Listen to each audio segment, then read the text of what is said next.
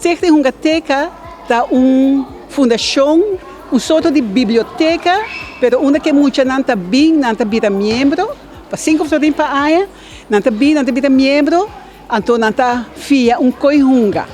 Nanta fia coihunga, anto cada semana pode cambiar. Nós está concentrado para coihunga não educativo.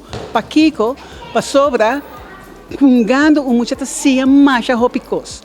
Ora mucha ta hunga, está desarrollar sua parte motórico. Esta corre, esta bula, esta cai, esse aí nós chama motórico grosso. Ora mucha ta hunga com Lego, esta desarrollar a parte de motor fino. Pero banda de sei, ora ta hunga com Lego, esta desarrollar sua parte criativa e também sua parte intelectual. Esta vida mais saber. Ora com mucha ta hunga junto, com wega de mesa, ou com outra mucha, ou com marionang, e ora está desarrollar sua parte social emocional, que men cuega mucha está desarrollar mais aspecto de seu desenvolvimento.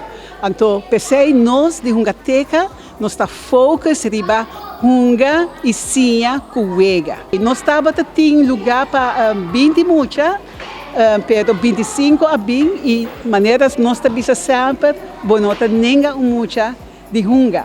Que bem nós aceitar e outro mucha também, então é mucha não maneira trabalhar não tem pausa, pero não pode stop de hunga, não tem energia, então mais com mucha hunga, não cria energia maneira a nós mesmos como adulto, ora que botar hunga com mucha, botar haya hopi energia.